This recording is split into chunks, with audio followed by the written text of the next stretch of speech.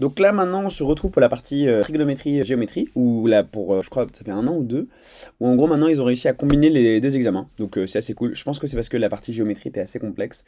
Donc la partie trigonométrie permet de un peu rééquilibrer le niveau quoi. Mais ok, donc du coup, on va s'intéresser d'abord à la question 1. Géométrie et trigonométrie, juillet 2024. Ok. Sur l'équation trigonométrique, 2 sinus de 2x plus cos de x égale à -2. Donc là, c'est un type d'équation trigonométrique qu'on peut résoudre avec une certaine méthode. Donc là, en gros, tu as une somme de sinus cosinus de 2x. Là, je fais juste un petit check en mode, ok, bah ça c'est compris entre -1 et 1, et ça c'est compris entre -1 et 1. Donc, forcément, il existe une solution à un moment donné, puisque si, par exemple, si tu as -2 et que l'autre vaut 0, bah forcément, ce sera bien égal à -2. Donc c'est possible. Y égale à 2x, pour arriver à quelque chose de déjà plus simple. Ouais, mais pour arriver à une équation du type, surtout, a sinus de x plus b cosinus de x égale à c. Okay, et pour ça, vous allez voir qu'il y a une certaine méthode qui est super intéressante. En gros, ce que là, je vais exprimer, c'est que le sinus et le cosinus sont deux fonctions qui sont en fait les mêmes, qui ont la même forme. Donc en gros, additionner un sinus plus un cosinus, ça va donner un sinus avec un certain déphasage. Ou pareil, un cosinus avec un certain déphasage, tu vois. Finalement, un sinus, c'est un cosinus avec un déphasage de pi demi. Ok. Et alors, s'ils ont des amplitudes qui sont différentes, ici, en l'occurrence ici A et B, en fait, l'amplitude résultante de l'addition d'un sinus et d'un cosinus sera la racine carrée du carré des amplitudes.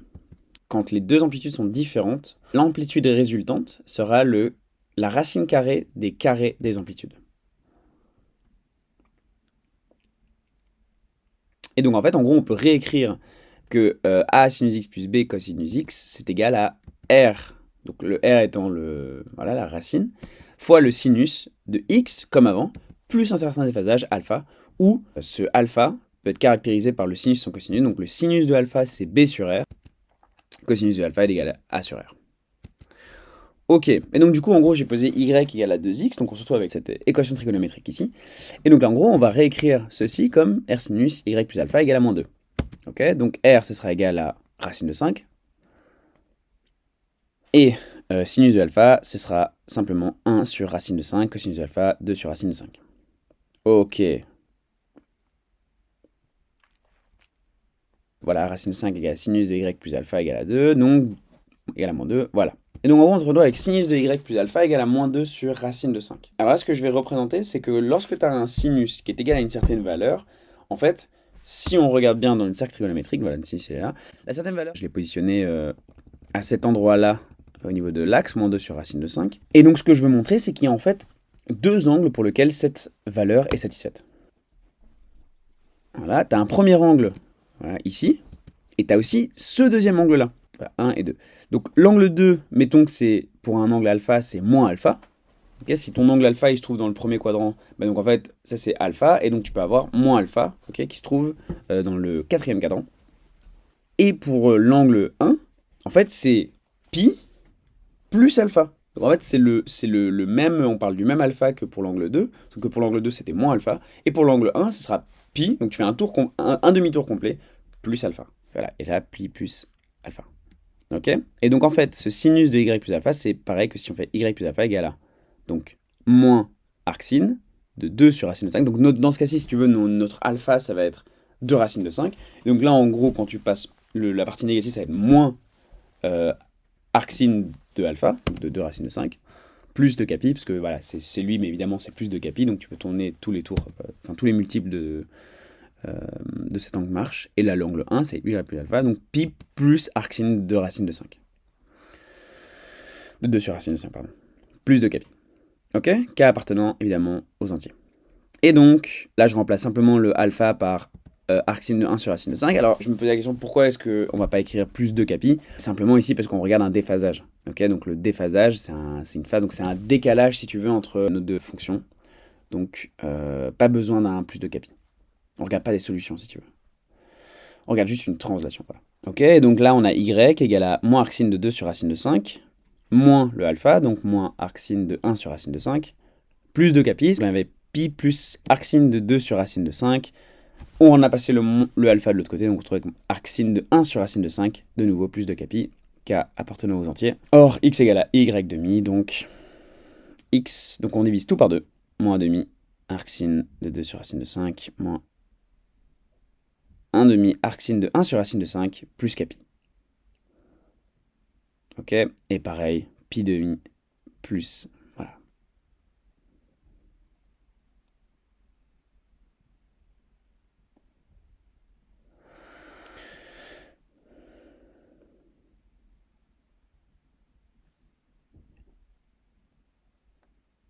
Donc voilà, hein, c'est tout. Vraiment, la solution, c'était ça. Ces deux expressions-là, un peu longues, que je ne vais pas répéter en entier, mais voilà, vous avez la solution. Ok? Cool. Donc ça, c'est pour le point A. Maintenant, on va passer au point B, où en gros, le but, ça va être de représenter les solutions. Ça va se faire un peu à la main. Enfin, personnellement, c'est un peu comme ça que j'ai réfléchi. Donc en gros, ouais, déjà, ton sinus, il doit d'office être négatif. Tu vois, parce que s'il vaut 0 et que l'autre vaut moins 1, bah, dans tous les cas, ça ne sera pas satisfait. Donc, ton sinus doit forcément être négatif. Et ton cosinus aussi. Parce que si ton sinus est minimal, donc on a moins 2, si ton cosinus est positif, eh bah, ta solution, elle n'est pas satisfaite. Donc, en gros, ton cosinus, il est compris entre moins 1 et 0. Et ton sinus, pareil. Donc, une solution qui marche très bien, c'est déjà dire que sinus vaut moins 1 et que ton cosinus vaut 0. Donc, ça, c'est une solution qui marche. Okay, une deuxième solution qui marcherait, ça, on n'a pas la valeur exacte, c'est de dire, ok, bah, ton cosinus, il est proche de moins 1, et ton sinus, il est proche de moins 1,5. Okay, parce que dans le cas où ton sinus vaut à peu près moins 1,5 et que ton cosinus vaut après moins 1, bon, évidemment, hein, ça va être entre les deux, tu vois. Mais c'est dans ces eaux-là. En gros, c'est pour dire simplement que ton sinus et ton cosinus, ils sont compris dans le troisième cadran. Ok, alors maintenant, on va passer à la partie qui est la plus, je pense, la plus technique pour la plupart des gens qui font l'examen d'entrée de Polytech, donc la partie géométrie. Dans le plan euclidien, considère un pentagone régulier ABCDE de centre O et représenter la figure ci-dessous, soit aussi l'angle aigu alpha formé par les droites CD et DE, blablabla, donc détermine l'amplitude de l'angle AOB. Donc l'angle AOB, il est ici, donc là c'est assez facile. AOB, donc on se trouve dans un pentagone, je vais représenter ça sous cette forme-ci, donc on a vraiment un peu une étoile, et donc c'est comme si tu avais un cercle complet qui valait 360 degrés, ou 2π, si on regarde en radian, AOB c'est simplement divisé par 5. Hein. Voilà. Le point B, c'est simplement trouver l'amplitude de l'angle alpha. Donc alpha, ça va simplement être donc la droite, donc pi, moins l'angle CDE. Et donc la question c'est que vaut l'angle CDE? Alors l'angle CDE, en gros, ça correspond à l'angle, si tu veux, externe du pentagone. Le moyen de le retrouver est assez intéressant. C'est une petite astuce mathématique qui mène à une certaine formule. On peut évidemment se rappeler de la formule, mais moi, je trouve ça plus sympa de la retrouver à la main. Et donc, en gros, ce que tu fais, c'est que tu sépares ton pentagone en 3. Ok. Et en gros, tu viens trouver les angles de chacun de ces petits triangles. Donc, tu vois, là, tu viens additionner chacun de ces angles. Donc là, tu as A, B, C. Ça, c'est égal à pi. Okay, puisqu'on sait que la somme des angles d'un triangle, c'est 180 degrés, ou pi radian. Donc on a A plus B plus C égale à pi. Okay, et puis tu viens encore additionner les angles des autres triangles. Donc on a A' plus B' plus C'. Ça, c'est aussi égal à pi. Et on fait encore la même chose pour le troisième triangle. Donc en fait, si tu additionnes ces trois équations A plus B plus C égale à pi, A' plus B' plus C' égale à pi, et tu fais encore la même chose avec les A', B', C', tu réarranges les termes, vu que c'est une addition, tu peux additionner A plus A' plus A'. Et donc A plus A' plus A', c'est l'angle A. C'est le gros angle A du pentagone. Et on peut faire, en additionnant chacune de ces équations, on retrouve la somme des angles du pentagone. Ok ? Et donc on peut en déduire que la somme des angles du pentagone est égale à 3π, vu qu'on a additionné vraiment les trois équations ensemble. Puisque additionner l'ensemble des angles des triangles, en fait c'est vraiment additionner tous les angles entre eux. D'accord? Donc on a A plus A' plus A'. Le B' forcément, on va l'additionner avec personne, mais du coup il est tout seul, donc B' égale à E, enfin l'angle E. On a C plus C', forcément on va les additionner à un moment ou à un autre. Le C va s'additionner avec le B', etc. Et donc en fait ici on se retrouve avec le gros angle A, plus le gros angle B, plus le gros angle C, plus le gros angle D, plus le gros angle E. Et comme chacun de ces angles est égal, on peut écrire 5 fois le même angle égal à 3π. Et donc un angle externe du pentagone, c'est 3π cinquième. Ok, mais donc en fait CDE, c'est un des angles externes, et donc il est bien égal à 3π cinquième.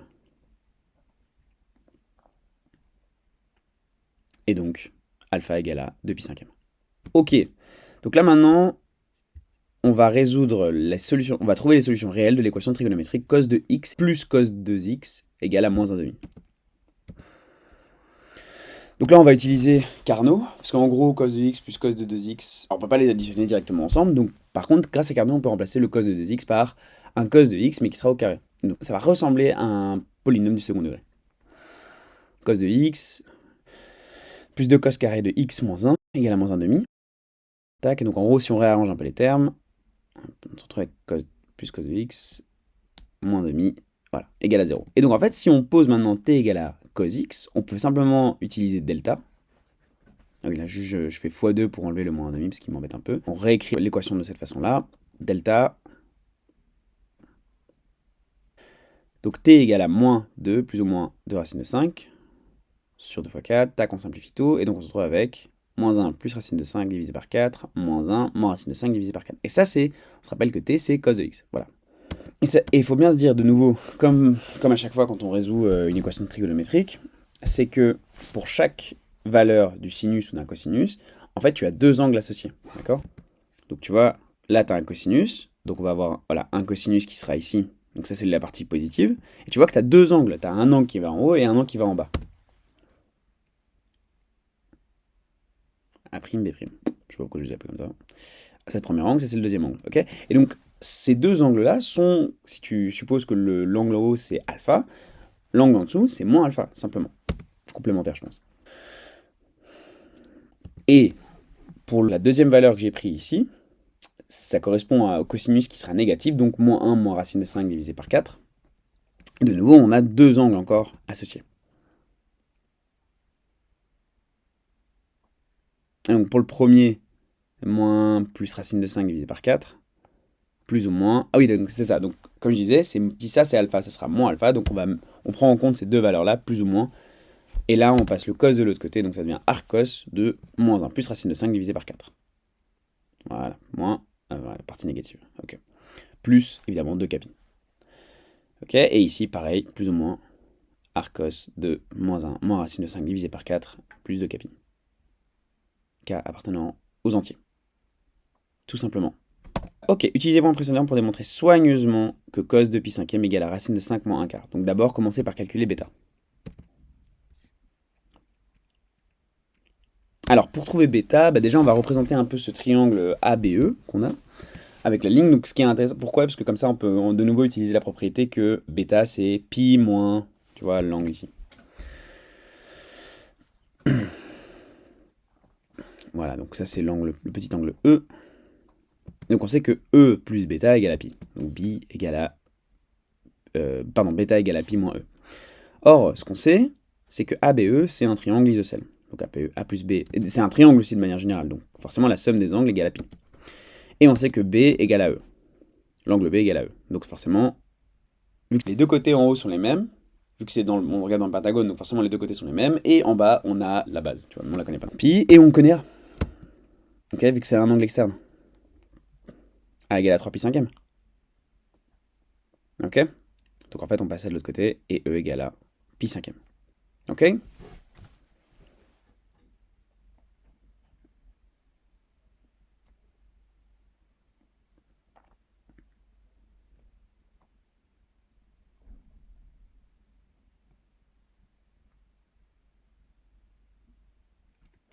Donc maintenant, on connaît bêta. Qu'est-ce qu'on va faire maintenant?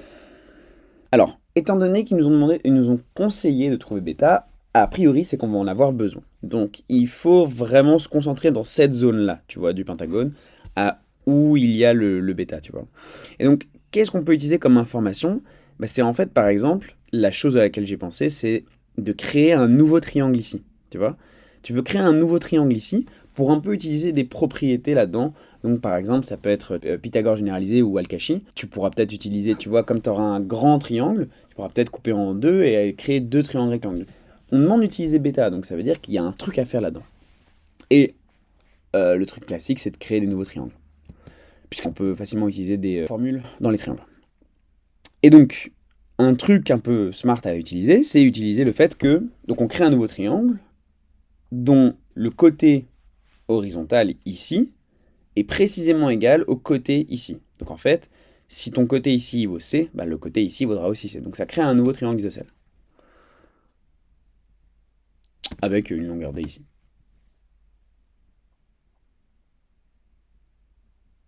Donc si tu coupes en deux là, comme c'est un triangle isocèle, là t'as un triangle de manière générale, donc là tu coupes au milieu de D, tu te trouves avec deux triangles rectangles. Mais en plus de ça, comme c'est un triangle isocèle, le bêta est coupé en deux parties égales précisément. Et donc l'amplitude ici vaut précisément bêta demi.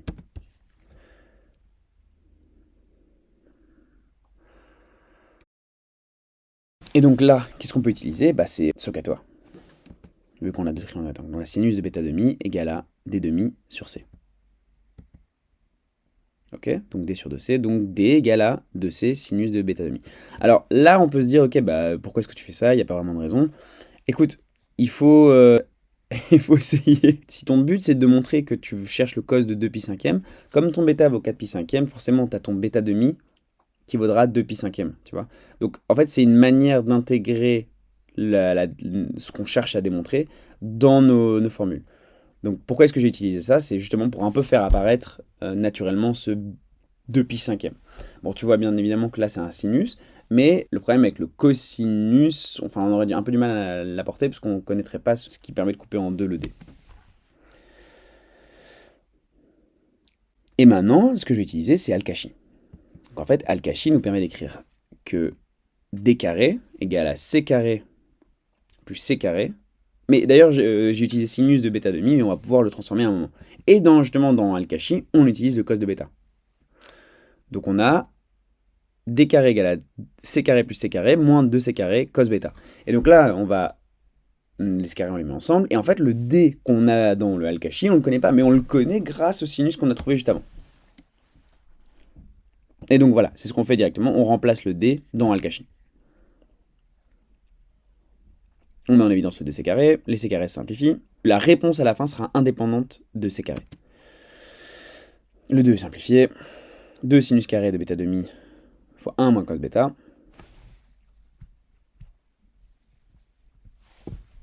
Et donc là, on remplace le bêta par 4 pi cinquième. Donc tu vois qu'on fait apparaître un peu ce qu'on veut démontrer.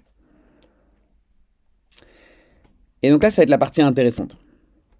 C'est qu'en fait, juste avant, on avait utilisé ça.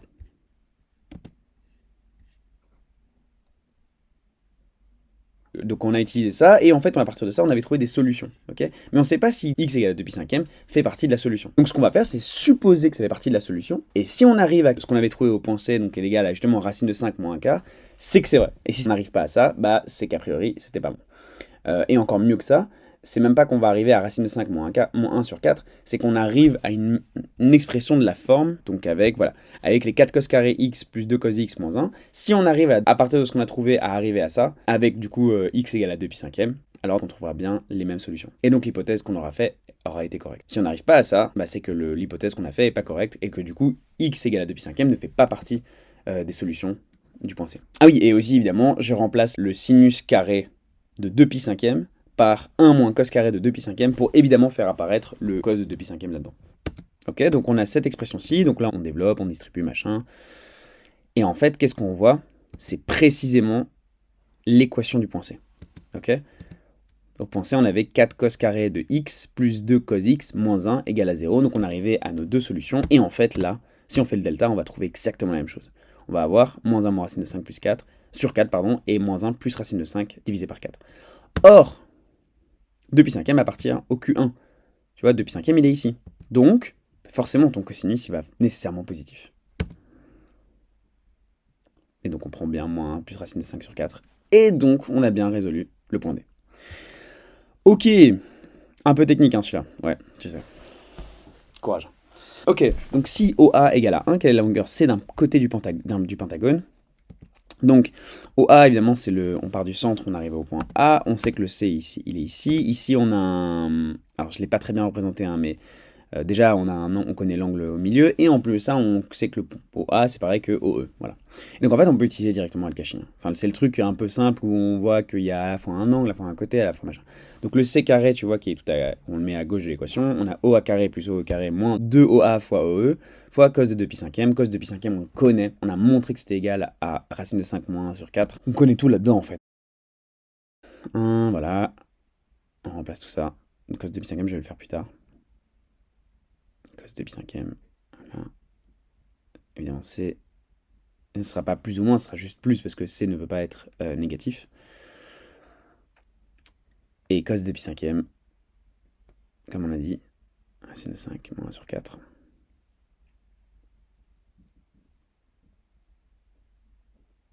Donc là, c'est simplement, on va remplacer et on va juste essayer de faire ça proprement, quoi.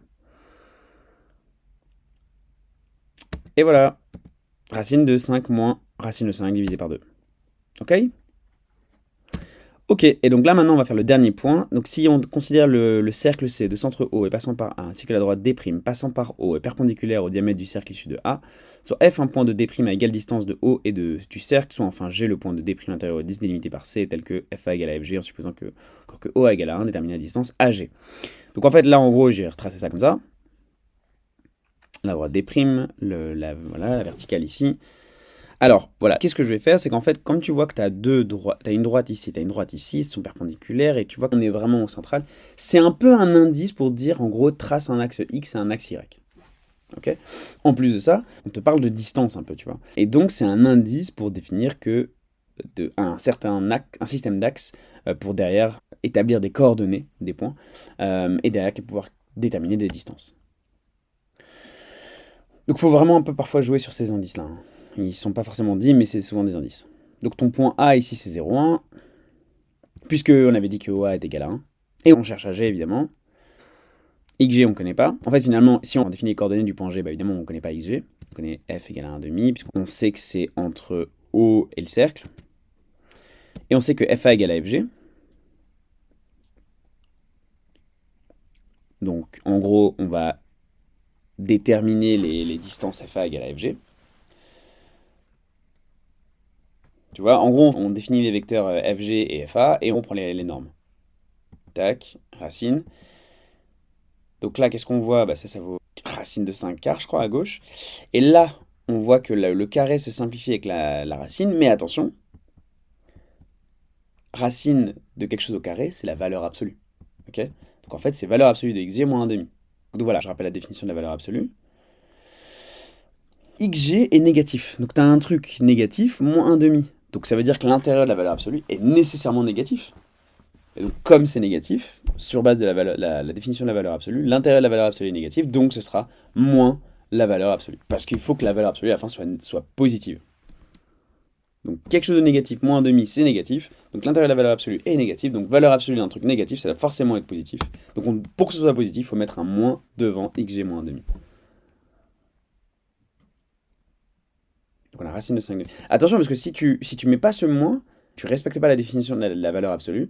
Et donc en vrai, à la fin, tu arrives à un résultat qui est pas bon. Tu vois que ça, un moins peut tout changer, quoi. Tu passes le xg de l'autre côté, tu passes le racine de 5,5 de l'autre côté. Et donc tu as 1 moins racine de 5 divisé par 2.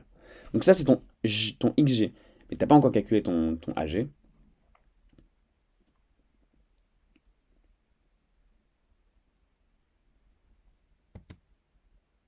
Ton ag, bah, ça va être simplement... Voilà, on avait défini tout à l'heure le ag comme... Le vecteur ag, c'était xg moins 1. La norme, la longueur de ag, c'est xg carré plus 1, forcément. Donc tu remplaces xg par 1 moins racine de 5 divisé par 2. 4 plus 1, tu mets tout sous le même dénominateur. Et on arrive à 10 de racine de 5 sur 4. Tu simplifies. Ça fait 5 moins racine de 5 divisé racine. Et ça, c'est d'ailleurs égal à C.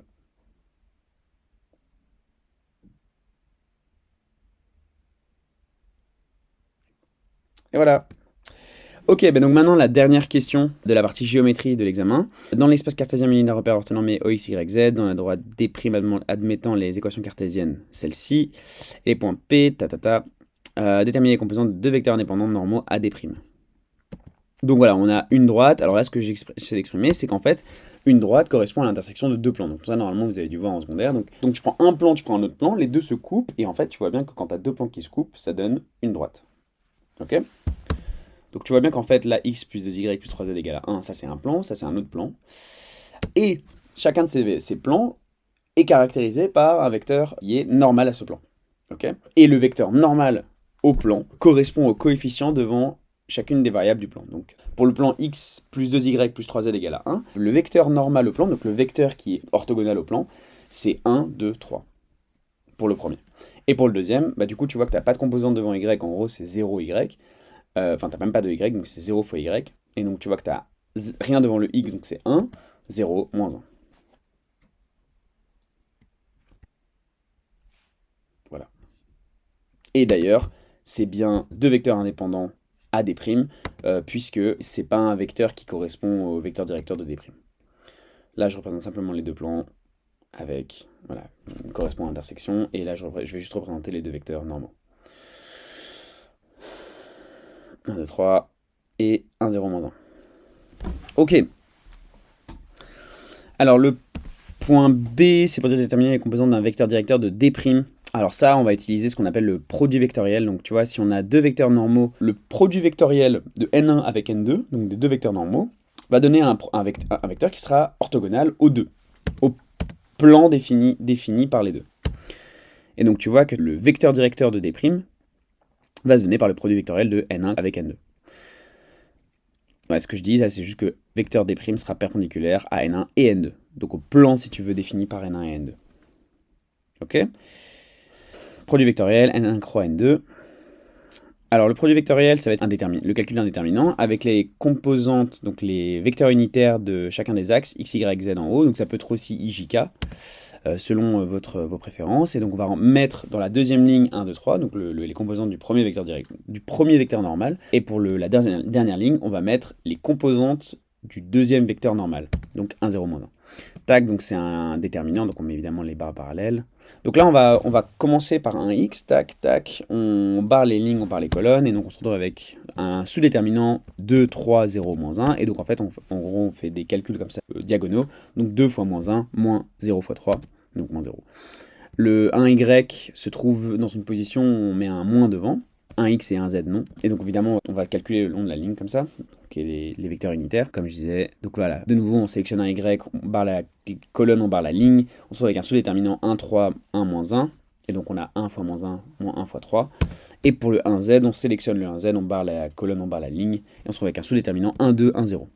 Donc 1 fois 0, moins 1 fois 2. Tu calcules ce qu'il y a dans chacune des parenthèses, et tu trouves du coup, pour le premier, tu trouves moins 2, 4, et tu vas trouver moins 2. Donc moins 2 fois 1x, moins 1y fois moins 4, et plus 1z fois moins 2. Et en fait, à chaque fois que tu multiplies 1 par 1x, 1y ou 1z, en fait, c'est comme si tu avais vraiment ton vecteur, tu vois. Donc en gros, c'est juste une autre manière de représenter le vecteur. Ok ? Super. Donc ça, c'est ton vecteur directeur. Ok, et alors là, la distance entre P et D', la distance entre P et D', c'est la distance la plus courte entre le point et la droite, et la distance la plus courte entre le point et la droite se trouve dans le plan qui est perpendiculaire à D', et qui contient P, ok. Et donc cette distance la plus courte, tu peux la trouver en faisant l'intersection entre ce plan et la droite D', et après tu calcules la distance entre les deux points, tu vois, entre l'intersection ça va être le point P', et le point P, tu vas calculer la distance entre les deux, et ça va donner la distance que tu cherches. Voilà, donc on cherche P', donc on sait que le vecteur PP' et VD', on sait que ça vaudra 0, parce qu'ils sont orthogonaux, par définition, par construction plutôt. On sait que le point P' c'est x, y, z, P on le connaît, et VD', on le connaît aussi, on l'a trouvé. Et ce produit scalaire va nous permettre de trouver le plan pi.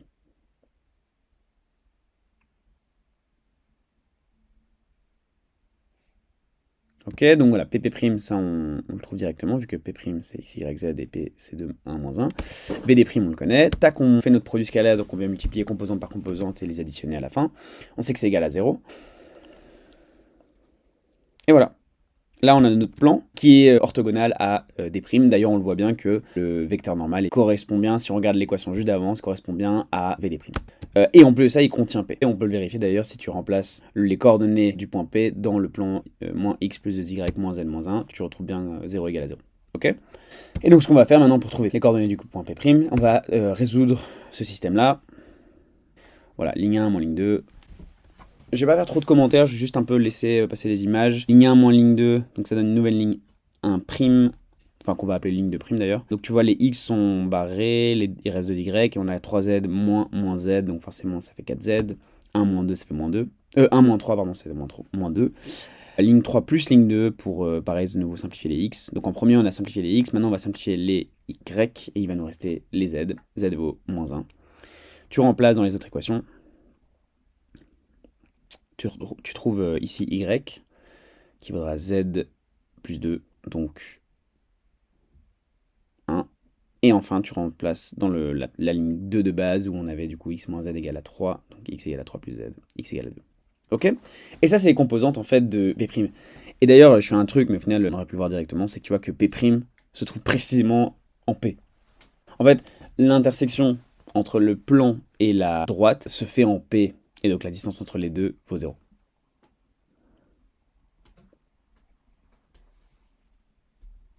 Je suis à distance, mais j'aurais pu le voir directement, en fait.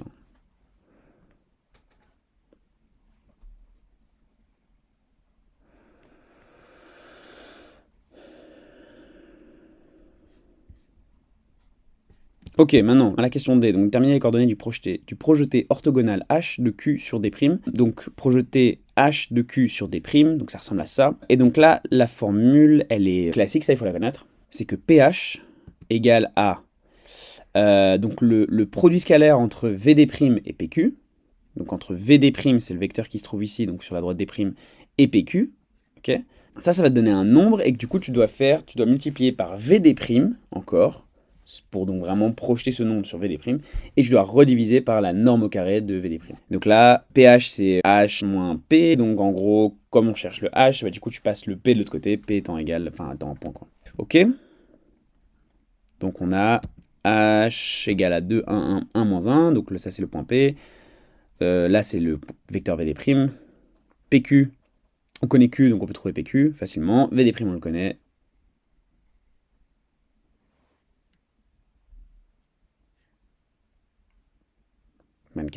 Ouais, là c'est du calcul, hein, donc voilà, on fait le produit scalaire là-haut, puis on va tout diviser aussi par 24, on peut arriver un peu à simplifier, mais en gros on se retrouve avec 13 sixièmes, 2 tiers, moins 5 sixièmes. Ok? Et ça c'est H, ça c'est notre point H. Et alors enfin, déterminer les équations cartésiennes, la médiane issue de P du triangle HQP. Donc notre triangle HQP, il ressemble à ça. La médiane, c'est évidemment issue de P du triangle HQP. Donc voilà, on part de P et on trouve la médiane. Donc c'est la droite, si tu veux, qui relie P et le centre de QH. Évidemment, M, c'est Q plus H divisé par 2. Donc en gros, on connaît Q, on connaît H, donc on va trouver les coordonnées de M. Et donc, à partir des coordonnées de M, on trouve PM. Et pourquoi est-ce qu'on veut faire ça? C'est parce qu'on veut trouver les équations cartésiennes de cette droite-là. Donc, pour trouver les équations cartésiennes de cette droite-là, on va passer par les équations paramétriques de cette droite-là. Pour les équations paramétriques, on va avoir besoin et d'un point et d'un vecteur directeur. Donc, le point, moi, j'ai sélectionné le point P. Donc, les coordonnées, on va mettre les coordonnées du point P ici. On a x, y, z égale les coordonnées du point P, plus un certain paramètre fois les composantes en x, y et z du vecteur directeur qui sera ici le vecteur PM. Tu as PMX, PMY, PMZ, appartient au réel. Donc de nouveau, on a trouvé les coordonnées du point M, on trouve le vecteur PM.